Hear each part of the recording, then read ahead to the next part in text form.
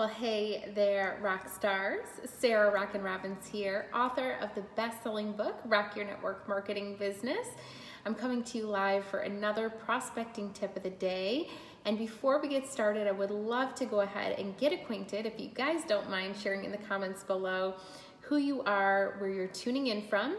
If it's your first time watching, click number 1 in the comments so I can warmly welcome you. And don't forget, you can click the share button on this video for a little virtual viewing party for your team. Share it on a team page, share it with the inbox of a friend, or tag them in the comments below. You can share for a chance for a shout. Remember, as always, the more who know, the greater your team will grow. I'm super excited to come to you with another prospecting tip of the day. Again, as we get started, we're gonna go ahead and get acquainted. So if you guys don't mind sharing who you are and of course, where you're tuning in from.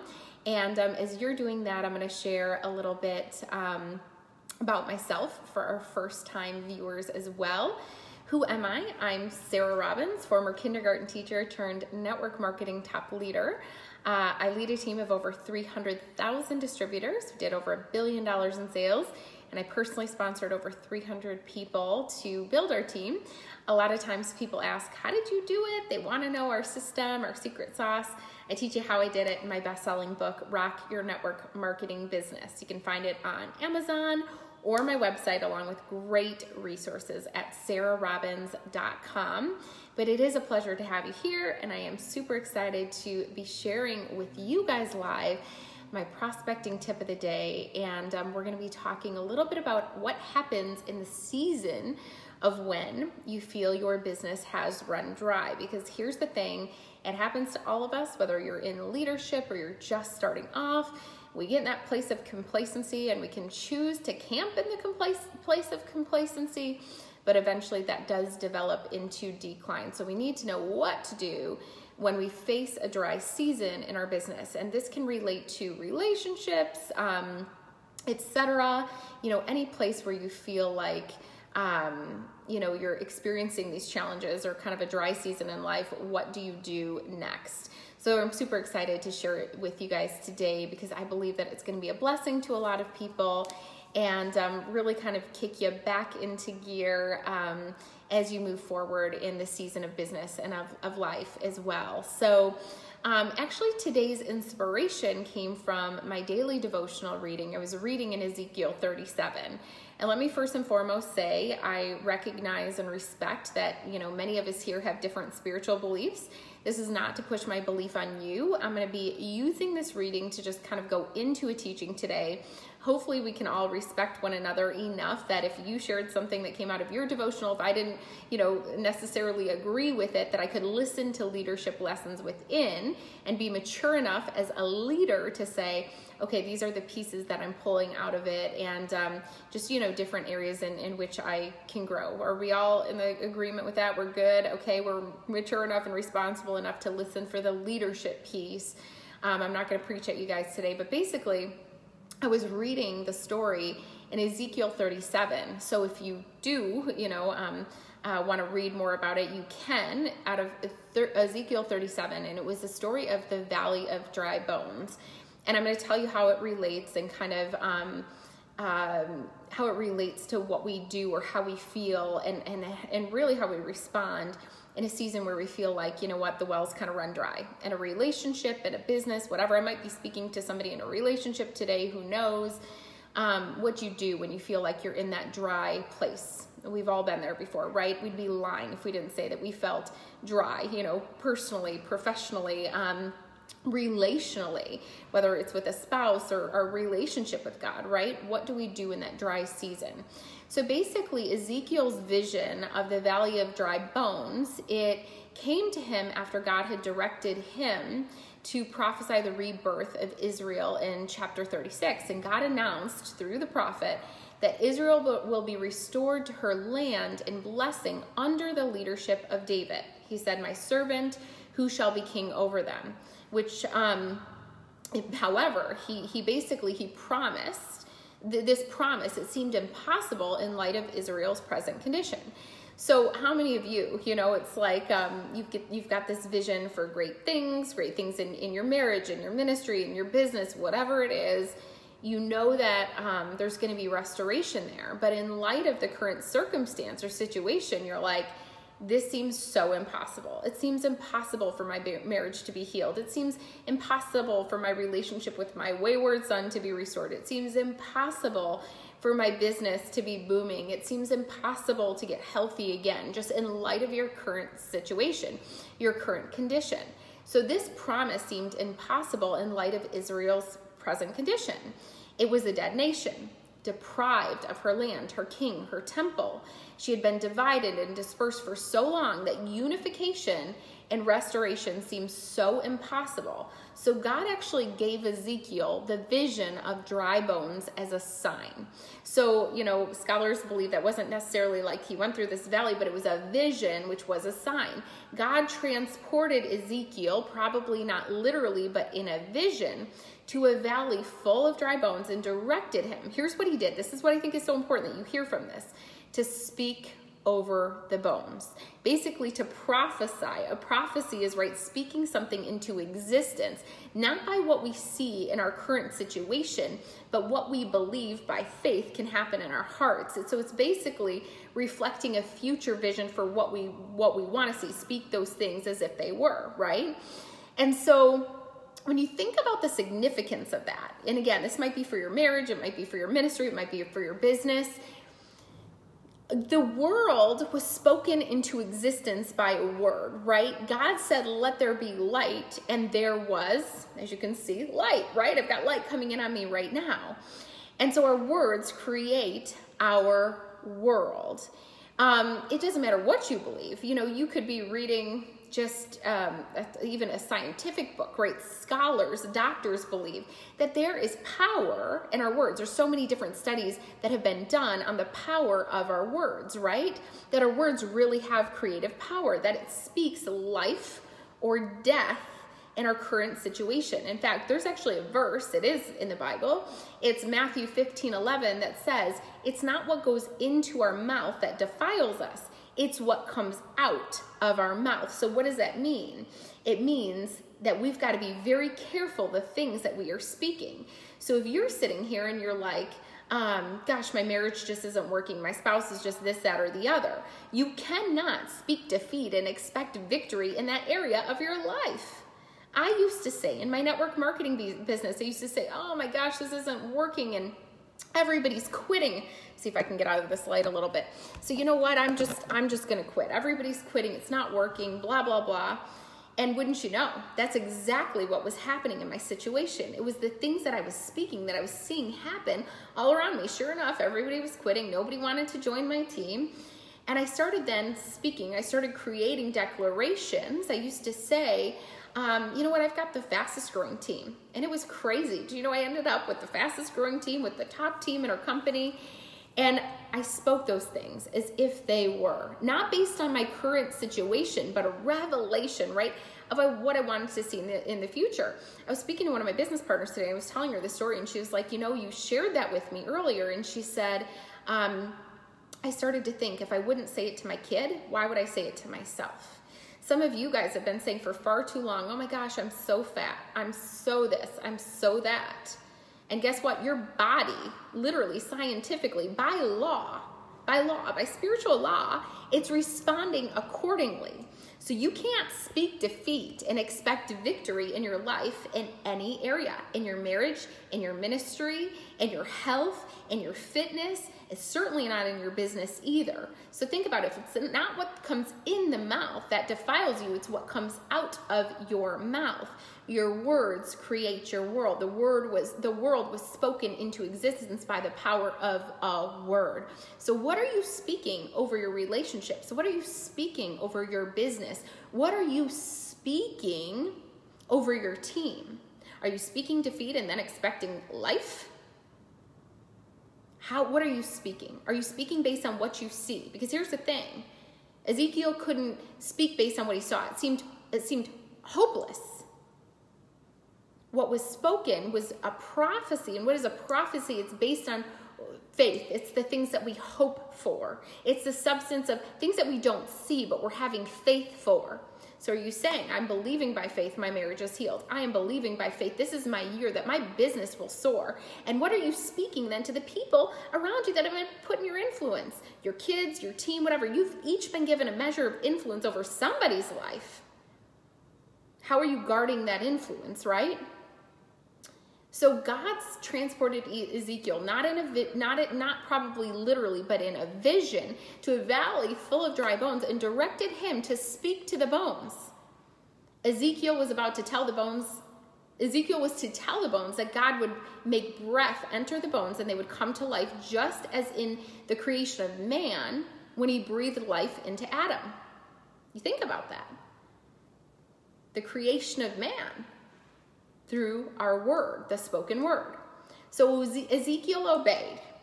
The bones came together. Flesh developed. Skin covered the flesh. Breath entered the bodies, and they stood up in a vast army. You can read this in yourself today in Ezekiel if you like.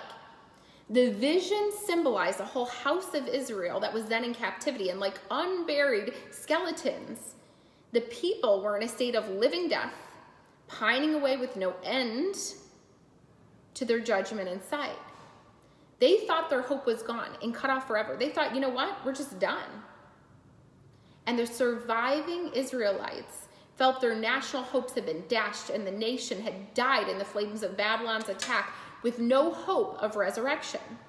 Do any of you feel like there is no hope today for me today? There's no hope in my marriage. There's no hope for this ministry. There's no hope for this relationship restored. There's no hope for my health. There's no hope for my weight. There's no hope for my business. Am I speaking to somebody today? Have you ever been there? Anybody else want to be as honest as me? Like, yeah, if I'm not there, I've been there before. Can you just say I've been there? We've all been there, right? Let's not make anybody feel like they're crazy. We've all been there. The reviving of the dry bones signified God's plan for Israel's future national restoration. The vision also, most importantly, showed, I want you to hear this, that Israel's new life depended on God's power and not the circumstances of the people. I'm going to say that again. Israel's new life depended on God's power and not the circumstance of the people. See, you don't have to be qualified to build a big business. You just have to be called. God doesn't call the qualified, he calls the called. I look at my life and I'm like, the fact that I'm a top leader in network marketing, just not in my company, but just period, there is nothing in my past that would say Sarah Robbins would be successful in doing this. I was a kindergarten teacher, I was shy, I was young, I was broke, I had no network, they were young and broke like me. How am I supposed to build a business of networking if I'm afraid to talk to people, right? I didn't have to be qualified. I just had to be called. See, it's not dependent on your power. It's dependent on God's power in you. But here's the thing. He can do our part, but we have to do ours. That's just the law, right? That's how, again, we can't just like sit on a couch and expect our business to build. In the same respect, hold on, I'm going to see if I can kind of, the sun keeps moving here and I need a better setup, but we're just in our new place and unfortunately, it just might be what it is because I was getting a bad connection thing. Hold on. I'm going to move around this way. Oh, that's better. Okay. I was just getting a little hot there. All right. So we can't sit in this place of expectation, but not expect to have to put forth some sort of work ourselves. And where the work starts, it's through the spoken word again. It's not what goes in the mouth that defiles a man. It's what comes out of the mouth that defiles him. So, putting breath by God's Spirit into the bones showed that God would not only restore them physically, but spiritually. And I want you to think about the power of that. So today, I started looking at my own life, and I started looking at my own leadership. And I thought, where have I fallen short? Where have I fallen short when we camp in the place of complacency, which eventually develops into decline?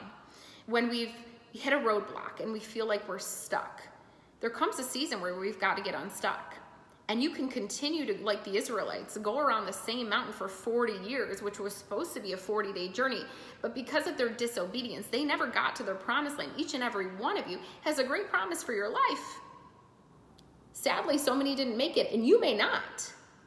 If you're going to wallow and wander and make your journey harder, tougher, and longer than it ever needed to be. There comes a day, blessings are tied to our obedience, where we've got to drop the crap. I'm sorry, I'm like talking about the Bible and then talking about crap in the same sentence. We've got to drop the crap in order to get to the good stuff. We have got to stop living as victims and be victors. We have got to stop owning our current condition or situation and start speaking life and moving forward toward the dreams and the desires that God has placed in our heart. If there's a dream or desire in your heart that's unique to you, it's something that is meant to be fulfilled. But again, we make choices. It's like, well, why do bad things happen to good people? We live in a fallen world. We make choices every single day. We make choices for our life. So my question is to you today, if you've had a dry spot, what is it that you're choosing to believe? What is it that you're choosing to speak because you have a choice? What are you choosing for today? Are you living in that place? Are you living in 2018? Or are you moving forward with a measure of victory that starts with your mouth and you're speaking the things that you want to see happen in your life? You're speaking vision and victory over your children. Gabriel is a 3-nager now. And let me just say, people told me it's not terrible 2s. It's terrible 3s. Things started to get a little feisty there over the holiday, and we called him the Grinch. Like, he was just crabby. And I started speaking to him. Great is the peace and undisturbed composure of Gabriel. Gabriel is taught of the Lord. And I speak to him what he is versus what he is not. I don't call him, you're naughty, you're a bad boy, you're throwing tantrums. I don't speak that over him. I speak victory. I speak life over him. And I watch this little 3-year-old just transform by the power of the spoken word as his mother, that I have the ability to speak by choice over his life. I can choose to get frustrated, mad, stressed out, and no judgment, right? We've all been there. We've all done it before. Or I can choose to speak life. What am I speaking over him today? What am I speaking over my husband today? You know, there's 2 people in a marriage. If you're sitting here and you're like, oh, I'm just struggling in my marriage, what are you doing to make it better? What are you doing? As it relates to your business, each one of you have been given a measure of influence. If you have one person on your team, you're responsible for what you speak over them. Are you talking about the things that happened in 2018? Or are you talking about where you're going this year and planting a vision for that person, speaking life and destiny and victory into them? What are you speaking over yourself too? I was just so encouraged today in the reading of Ezekiel 37. Again, regardless of your belief, I hope we are not looking at it as me preaching at you, but you're looking instead at the leadership lesson that is intertwined. You have a choice in terms of where you go from here, where you lead from here, where you love from here. The people that you influence in your family and your business, etc. And guess what? They might not just be on your team. Shame on you if you're speaking negatively about your company or your leadership or whatever to somebody on another downline. Shame on you, because you're responsible for every single thing that comes out of your mouth. And every one of our words, they're seeds, and everything we do and speak, it carries a consequence. Because of spiritual law, it's literally a law that what we sow, we will reap. I'm looking at this seriously myself and saying, what is the harvest that I want to reap in my life in 2019? It starts over. We can leave the past, the crap, behind us. And we can say in 2019, I live differently. I love differently. I speak differently. I am speaking life and victory and destiny over my loved ones, over myself, and over my team. I hope you guys are encouraged by that today. In closing, I wanted to share that with you and kind of switch gears. I am in 10 days doing something that I'm super proud of that I wanted to share with you guys and invite you to. By the way, if you enjoyed this, just click share it on a team page, share it with a friend. They might not even be in network marketing, but they need encouragement because they're in a dry season. Share this with them. I believe it's going to be a blessing to people. in 10 days, I'm doing something I'm super proud of, and I wanted to invite you guys, but also make you aware, and I appreciate the platform and the privilege that I have to have the ability to share this with you guys. I'm launching Rock Start, which is a program that I've never done before, and it's my way of making a difference in 2019 on the incredible platform that I believe God has given me the privilege and of just being on and influencing on. If you go to sarahrobbins.com, you'll learn more. Just go to the store and click on Rock Start. If somebody has a link to it, post it below. I'll post it below later. But basically on the 31st, I'm doing a masterclass, a webinar on my specific system of how to get off to a fast start. We're gonna work on the mindset, but we're also going to work on the skill set piece because I believe it's very, very important. Liz said she signed up. I'm super excited to have you, Liz. Anybody else on board, or you plan on signing up? We're almost full. We're almost at capacity. And I'm going to be going through this specific system. So if you're new and you're just starting, you want to know how to get your team, how to get yourself off to a fast start, this is for you. But if you're a leader and you want to duplicate an organization, let's say of 300,000, do $1 billion in sales. That's your vision. That's your prophecy for 2019. It's your vision. I suggest you be a part of it because you'll see my exact system for success. Good for any leader, any company. You can't make it live. It's going to be shared on demand, but you have to sign up.